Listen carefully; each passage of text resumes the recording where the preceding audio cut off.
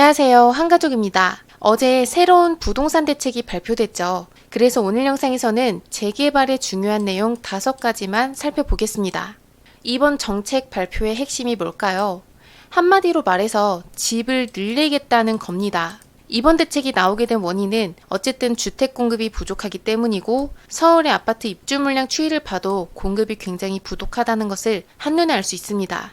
그 중에서도 특히 연립주택이나 다세대의 공급 또한 부족한데요.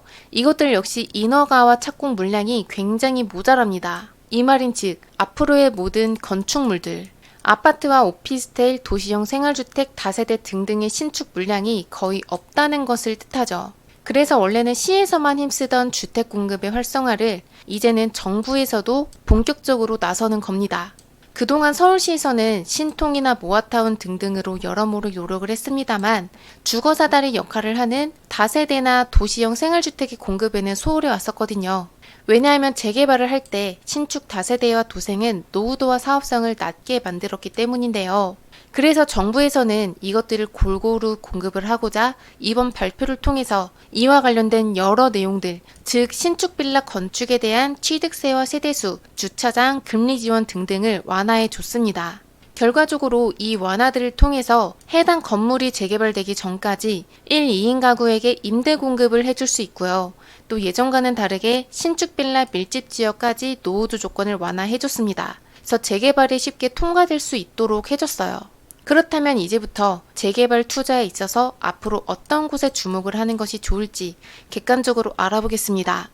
첫 번째로 볼 것은 정비사업 추진 요건의 완화입니다. 우리가 첫 문단에서부터 알 수 있다시피 그동안 신축 빌라가 많은 곳은 재개발이 불가능했습니다. 하지만 현재의 상황을 고려해서 이제부터는 이곳들도 가능하게 바꿔줍니다. 특히 노후도를 보면 기존의 3분의 2 이상이어야 했는데 이제는 60%로 조건이 완화됐죠. 이로부터 우리가 주목을 해야 될 곳은 2군데로 추릴 수 있습니다. 이렇게 2가지 지역은 일반적인 재개발로 선회를 해서 순조롭게 진행될 가능성이 높다라고 예상합니다. 왜냐하면 여러 조합에서 소규모로 진행하는 모아타운보다는 한 개 조합에서 하는 일반 재개발이 사업성과 속도면에서 훨씬 유리하기 때문입니다. 그래서 지금 선정이 되어 있는 총 81개의 모아타운 중에서 재개발로 선회하기 위해서 일부러 해제하는 곳들이 앞으로 많이 발생을 할 겁니다. 그리고 그런 곳들 중에서도 더 눈여겨볼 곳은 한강변 쪽으로 모아타운을 추진하거나 노후도가 애매했던 곳들, 이런 곳입니다. 특히 한강변은 재개발 가능성이 더 높은 만큼 노후 주택가를 잘 살펴보시길 바랍니다. 다음으로 우리가 2번째로 볼 것은요. 소규모 정비사업과 도심 복합사업에 대해서 기존의 정비사업이 불가능했던 지역도 이제는 가능합니다. 쉽게 예를 들어서 가로주택 정비사업을 할 때 도로를 기준으로 구역을 정했었지만 앞으로는 인접도로 건너편까지도 구역 지정을 확대해줍니다. 재개발은 10년 이상 걸리는 장기사업인 만큼 시작할 때부터 넓은 구역들을 확보를 해서 주택 공급을 최대한 늘리겠다는 목적입니다. 그리고 이 내용은 가로주택뿐만이 아니라 신통과 모아타운에도 적용이 될 가능성이 높다라는 점까지 알고 계시는 게 좋습니다. 또 소규모 정비사업의 조합 설립 동의율에서 80%에서 75%로 완화를 했다는 것 또한 향후에 모아타운의 적용을 염두했다라고 판단합니다. 이 5%의 차이가 작은 것처럼 느껴질 수 있지만 동의율이라는 것이 진행 막바지로 갈수록 1% 하나하나의 작은 숫자가 굉장히 큰 영향을 미칩니다. 실제로 모아타운으로 추진하는 지역들을 봐도 동의율 80%를 달성한 곳은 많지 않습니다. 그리고 현재로서는 사업성을 높이기 위해서 용적률 인센티브를 받으려면 임대주택이 필수로 들어가야 하는데요. 상급지에서는 임대주택 때문에 반대도 있는 상황입니다. 그래서 이러한 상황인 만큼 인센티브는 그대로 두되 임대주택을 조금 줄여주는 방식으로 사업성을 더 높여줄 것으로 예상합니다. 그 다음으로 우리가 봐야 하는 3번째 내용입니다. 향후에 2년간 준공이 된 소형 신축주택은 취득세, 양도세, 종부세 산정 시에 주택수에서 제외됩니다. 한마디로 2024년 1월부터 내년 12월까지 전용면적 60제곱미터 이하 그리고 수도권 취득가액 6억 이하인 다가구 주택과 빌라, 도생, 오피스텔을 최초로 구입을 한다면 위 세금에서 주택수를 빼줍니다. 다만 여기에서 주의할 점은 있습니다.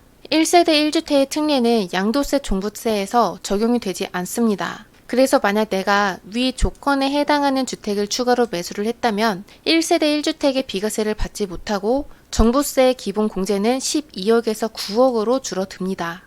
그리고 세제 완화에서 가장 중요한 부분은 다름 아닌 취득세입니다. 현재 투기과열지구에서 매수할 때 세율은 이러한데요. 여러분이 만약 소형 신축주택을 추가로 매수를 할 때 해당 주택의 세금은 일단 전부 다 내야 합니다만 다음번 주택을 매수할 때 저번에 샀던 소형 신축주택분을 주택수에서 제외해 줍니다.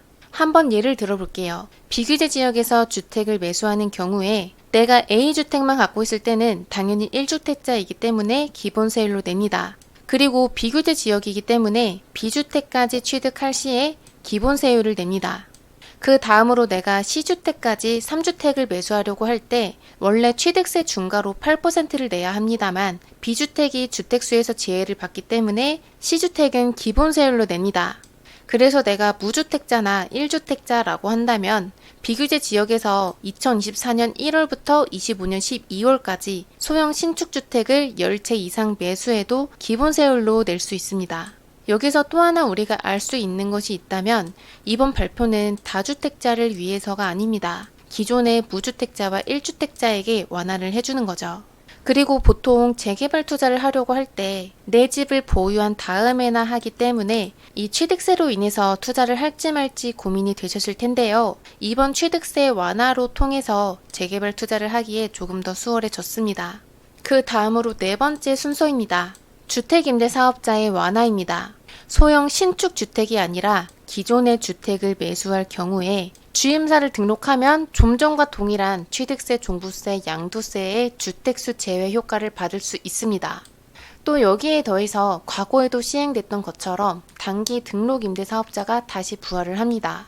본문의 예에서는 6년과 아파트 제외라고 나와 있지만 기간은 예전과 같은 4년이나 8년으로 예상을 하고요. 아파트도 향후에는 포함이 될 거라고 판단합니다.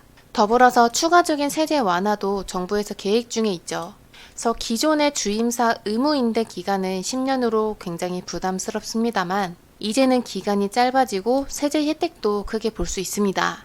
다만 주택임대사업자 의무기간은 국회 통과 사항이기 때문에 정확한 것은 조금 더 시간이 필요합니다.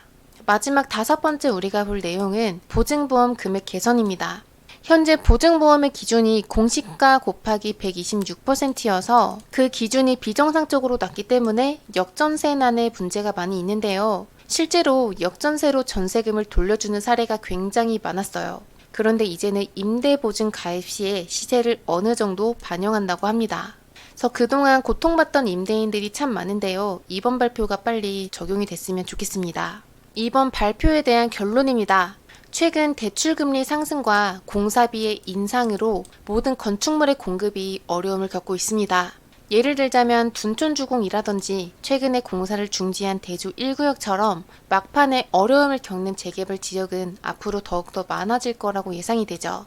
그래서 이번 발표에서는 최대한 많은 정비사업들을 선정해서 주택 공급을 할 것이고 서민들이 거주 가능한 소형주택의 공급까지 하겠다는 의지가 강하게 드러납니다. 이번 완화는 단발성이 아닐 겁니다. 즉 추가적인 완화가 더 나올 거라고 예상이 되는 만큼 이 물살을 여러분들이 어떻게 이용할지 잘 검토를 해야 되겠습니다. 다만 이번에 발표에서 인구 감소 지역이나 지방 미분양 아파트에 대한 세제 완화 내용도 있습니다만 세금 때문에 지방을 택하는 것보다는 내재적인 가치가 더 있는 곳에 투자를 하면서 세제 혜택을 받는 것이 가장 바람직한 선택입니다.